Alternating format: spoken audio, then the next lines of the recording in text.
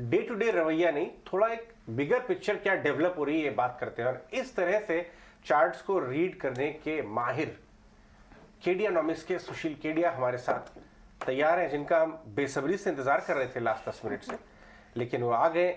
अच्छी चीजें थोड़ा इंतजार करवा के ही आती हैं। गलत कह रहा हूं सुशील जी?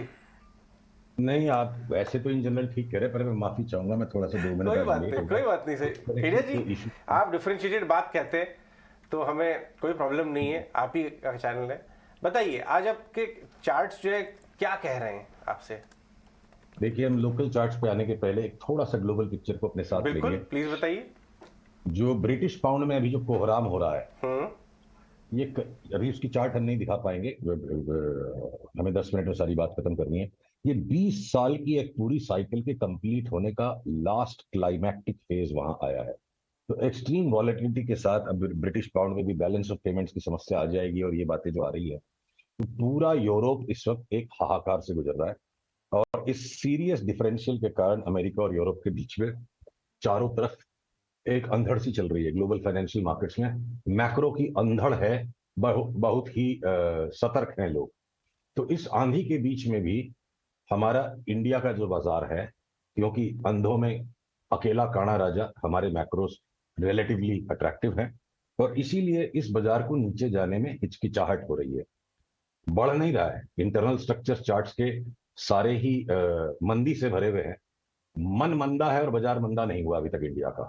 तो इसमें दो बातें संभव है कि एक तो जो वक्त पिक्चर में राजकुमार ने कहा था, और वो लाइन बहुत काम आती है स्टॉक मार्केट में, बार बार वॉलेटिलिटी को एक्सप्लेन करने के लिए वो लाइन काम आती है कि जिन दरख्तों को झुकना नहीं आता वो अचानक टूट जाते हैं।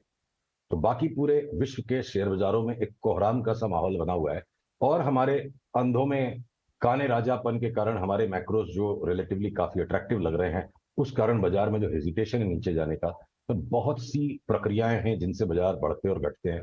अगर यहां से भी एक ग्लोबल मेहम फर्दर बढ़ गया, S&P 500 पिछले 2 दिनों से छेड़खानी कर रहा है बुल और बेयर दोनों के साथ। सिग्निफिकेंट रिडक्शन के बाद उस मार्केट में एक पोटेंशियल रिवर्सल जोन में हमें, जिसको कंफर्म भी नहीं कर रहा है, और हो सकता है यहां से एक बड़ी बड़ी बाढ़ खुल जाए नीचे की तरफ।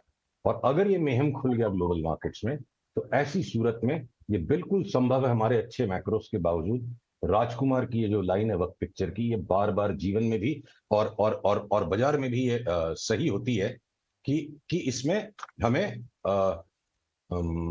अचानक से एक क्रैक आ जाए नीचे।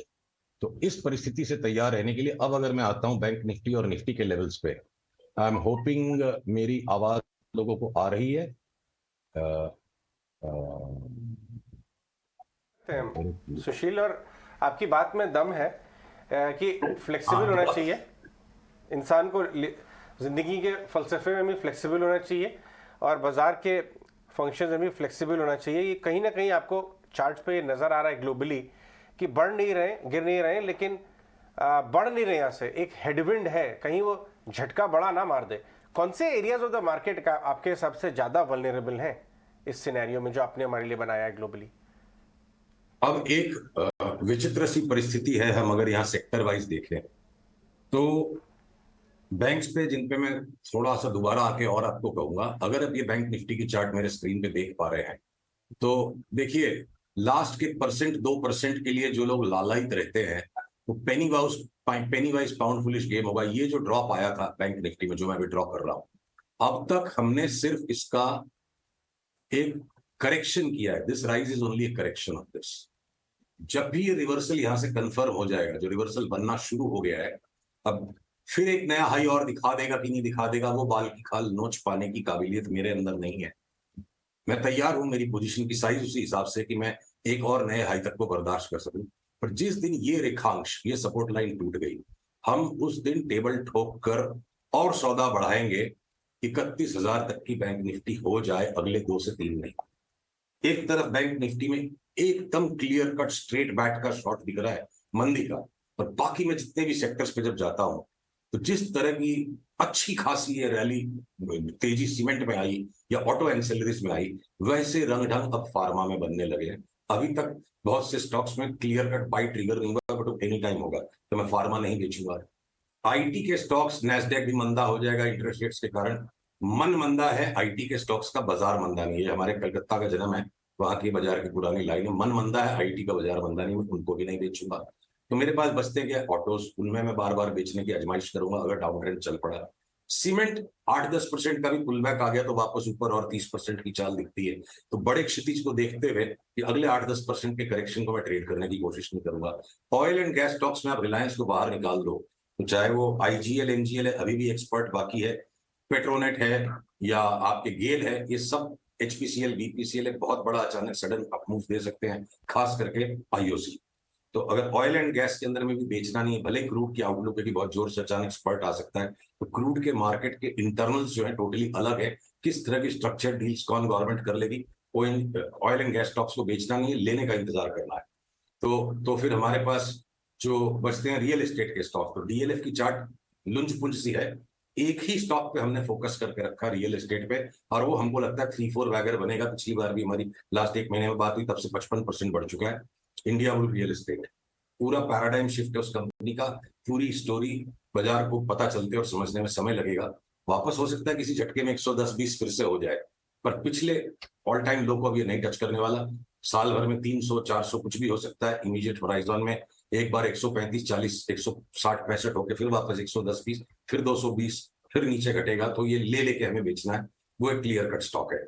अब इंजीनियरिंग के जो स्टॉक्स हैं, for what ever is the fundamental perception going on them, fully priced, उनको शॉर्ट नहीं कर सकते क्योंकि उतने लिक्विड नहीं है, पर आपके इक्विपमेंट्स, सीमेंट्स, इस तरह के सब स्टॉक्स में से हमने एग्जिट का कॉल अपने इन्वेस्टर्स को दे दिया है। तो बचते हैं जो मेटल के स्टॉक्स, वो थोड़ा नीचे करेक्शन देके फिर वापस ट्रेडिंग रेंज में ऊपर आ जाएंगे।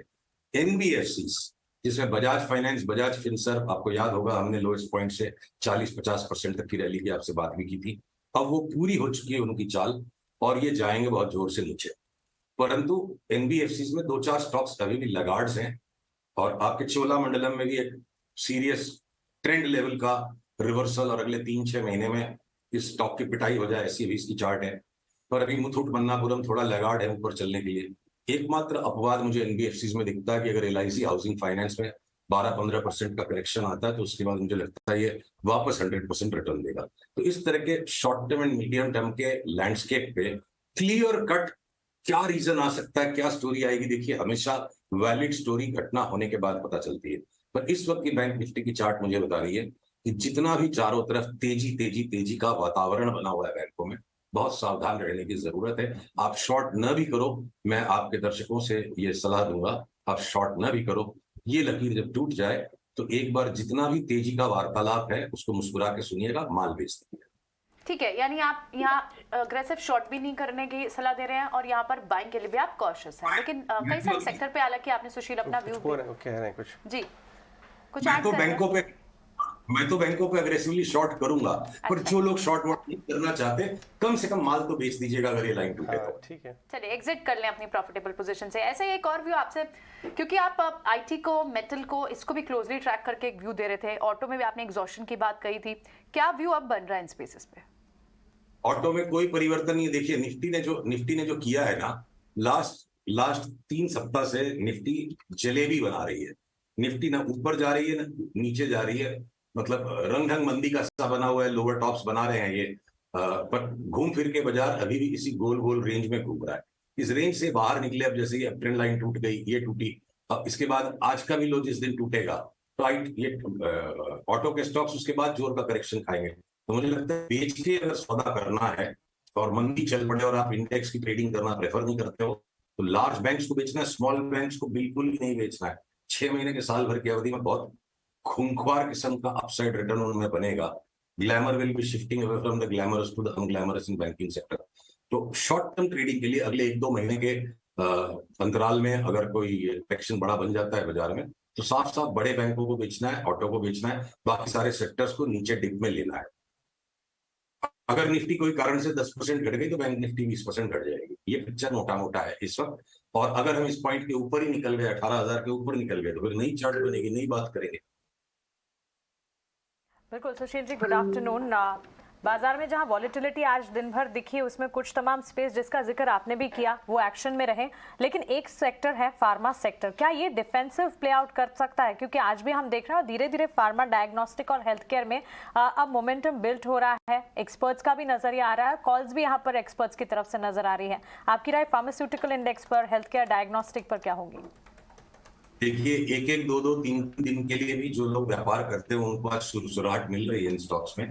पर मेरा अनुरोध है, निवेदन है, मेरी काबिलियत इतने शॉर्ट टर्म पर नहीं है, मतलब मैं नहीं जाना चाहता वहां तक। पर अगर आप मेरी बात के, मेरे शब्दों को पूरा फोकस करें, 3 महीने का कोई व्यू लेगा तो the big money is going to be made in pharma stocks. 3 से 6 महीने के व्यू पे ये छोटे वाले फार्मा स्टॉक्स, ये थायरो केयर, ये फार्मा रिलेटेड सारे स्टॉक्स में अंशंट पैसा बन सकता है। वैसे चार्ट्स तैयार हैं और उनका क्लियर कट रिवर्सल ब्रेकआउट हो सकता है अगले 2-3-4 दिन बाद आ जाए। और एक और सेक्टर में बोलना भूल गया, एफएमसीजी पे जो लगातार कंसेंसस के खिलाफ हमारे तेजी के कॉल पे बहुत बड़ी बढ़त ले ली है। हिंदुस्तान लीवर जैसे स्टॉक ने 1900 से देखिए कहाँ आ गया।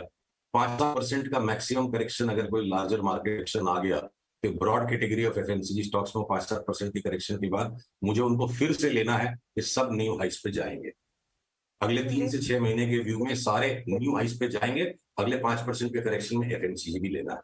ठीक है, बिल्कुल सुशील जी। वैसे बिल्कुल हम समझते हैं कि आप लॉन्ग टर्म पर्सपेक्टिव से ही अपनी राय, अपना नजरिया देते हैं, और लॉन्ग टर्म पर्सपेक्टिव से ही सवाल भी मेरा था। और FMCG of course pharma place पर भी यहाँ से क्योंकि एक मूवमेंट जो है वो बनना शुरू हुआ है, जिसके चलते फोकस में है। शुक्रिया आपका हमारे साथ जुड़ने के लिए और साथ ही बाजार पर अपनी राय हमारे बीच रखने के लिए। चलिए आगे